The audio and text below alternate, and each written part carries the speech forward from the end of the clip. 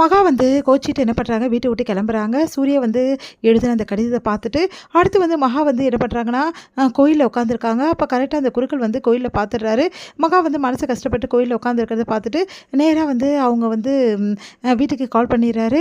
இந்த மாதிரி தாத்தா, பாட்டி அந்த நியூஸை கேட்டுட்டு மகா இருக்க இடத்துக்கு வராங்க. மகாவை எவ்வளோ சமாதானப்படுத்த முயற்சி பண்ணுறாங்க. ஆனால் மகா வந்து, நான் எதுக்காக அந்த வீட்டில் இருக்கணும்? என்ன உறவா நான் இருக்க முடியும்?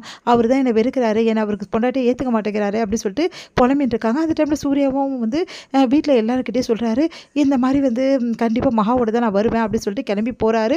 இங்கே வந்து கோட்டீஸ்வரியும் அழுதுபடி இருக்காங்க.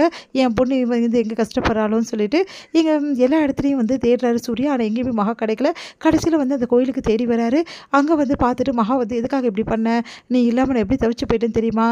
வீட்டில் எல்லாருமே ரொம்ப கவலைப்படி இருக்காங்க. எதுக்காக சொல்லாமல் கொள்ளாமல் வர? நான் உன் மேலே அக்கறை இல்லாமல் நினச்சிட்டு இருக்கேன் உன் மேலே எனக்கு அப்படின்னு சொல்லிட்டு செமையாக திட்டுறாரு. உடனே சூர்யாவை பார்த்துட்டு மகா செமையாக டென்ஷன் ஆகிறாங்க. உடனே வந்து தாத்தா பாட்டி எதுவுமே சொல்ல வேணாம் அப்படின்ற மாதிரி சைகை காட்டுறாங்க. எதுக்காக இங்கே வந்து அப்படின்னோடனே, இல்லைடா வேண்டிக்கிட்டாளா இந்த மாதிரி வந்து கோயிலில் நைட்டு வந்து தங்குறேன்னு சொல்லிட்டு அப்படின்னு சொல்லிட்டு சமாதானப்படுத்துகிறாங்க. வந்து உன் மேலே எவ்வளோ அக்கறையாக இருக்கான் பார்த்தியா, உன் மேலே வந்து உயிரே வச்சிருக்காமா, ஆனால் வந்து அது தெரிய வர கொஞ்சம் நாள் ஆகும் அப்படின்னு சொல்லிட்டு தாத்தா பாட்டி சொல்லி மகாவை சமாதானப்படுத்துகிறாங்க. அடுத்து மகாவும் வந்து சூர்யா கூட வேறு வழி இல்லாமல் கிளம்பி போகிறாங்க. அங்கே எல்லாருமே கேட்குறாங்க, இந்த மாதிரி மகா வேண்டிக்கிட்டதால தான் தங்கனா அப்படின்னு சொன்னோன்னா சித்ரா மட்டும் நம்ப மாட்டேங்கிறாங்க. அடுத்து வந்து மகா வந்து ரொம்ப சோகமாக இருக்காங்க. வீட்டு வேலையில் ரொம்ப சோகமாக செஞ்சிட்ருக்காங்க. இதை பார்க்குற சூர்யா வந்து மகா வந்து சமாதானப்படுத்துறதுக்காக, என்ன விஷயம், ஏன் இப்படி சோகமாக இருக்க அப்படின்னு சொல்லிட்டு கேட்டுட்ருக்காரு.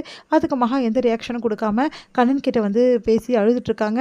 இந்த சூழ்நிலையில் மகாக்கு வந்து என்ன ஆகுதுன்னா, காலில் வந்து பயங்கரமாக சுளுக்கு வருது. அந்த டைமில் சூர்யா வந்து அவங்கள வந்து பார்த்துக்கிறாரு, நல்லபடி பார்த்துக்கிறாரு. அவங்களுக்கு வந்து தைலெல்லாம் தேய்ச்சி விட்டாரு. ரொம்ப அன்பாக வந்து சூர்யா வந்து அவங்கள நல்லா பார்த்துக்கிறாரு. இதனால் மகா வந்து என்ன பண்ணுறதுன்னு தெரியாமல் தவிக்கிறாங்க. இந்த மாதிரி புருஷன் எனக்கு வேணும், இவரை விட்டு நான் பிரியக்கூடாது, கடவுளே எனக்கு ஏதாவது ஒரு வழி சொல்லு அப்படின்னு சொல்லிட்டு கண்ணனை கேட்டுட்ருக்காங்க. ஐஸ்வர்யா வந்து தூக்கிட்டு போன அந்த ரவுடி என்ன பண்ணுறாரு, கௌதமுக்கு கால் பண்ணி இந்த மாதிரி என்னை வந்து பெயிலில் எடுக்கணும், அதுக்கு நிறைய பணம் தேவை, அதனால் அந்த பணத்தை எல்லாம் ரெடி பண்ணி எனக்கு எடுத்து வந்து கொடுத்து என்னை பெயிலில் ஏறு அப்படின்னு சொல்கிறாரு. நீ பணத்தோட வரலனா நான் கண்டிப்பாக வந்து உங்கள் வீட்டில் உள்ளவங்ககிட்ட உண்மையை சொல்லிடுவேன் அப்படின்னு சொல்லிட்டு மிரட்டுறாரு. அதனால் வந்து கௌதம் என்ன பண்ணுறதுன்னு தவிக்கிறாரு. உடனே வந்து யோசிச்சு ரூம்க்கு வராரு. பார்த்து ஐஸ்வர்யா நகையெல்லாம் போட்டு பார்த்துட்டு இருக்காங்க. உடனே ஐஸ்வர்யாக்கு இந்த நகையெல்லாம் கொடு, எனக்கு அர்ஜென்ட்டாக ஒரு விஷயத்துக்காக காசு தேவைப்படுது, இந்த நகையை வச்சுட்டு பணத்தை நான் ரெடி பண்ணணும் அப்படின்னு சொல்கிறாரு. அதெல்லாம் கொடுக்க முடியாது, இந்த நகை எல்லாமே வந்து தாத்தா எனக்காக கொடுத்தது, அதனால் இந்த நகையை நான் கொடுக்க மாட்டேன்னு சொல்லிட்டு கபோர்டில் வச்சுட்டு போயிடுறாங்க. உடனே கௌதம் வந்து, நீ என்னடி கொடுக்க மாட்டேன்னு சொல்கிறது, இது எங்கள் வீட்டு நகை அப்படின்னு சொல்லிட்டு எடுத்து என்ன பண்ணுறாரு, பேக்கில் வச்சுட்டு வெளியே போகிறாரு.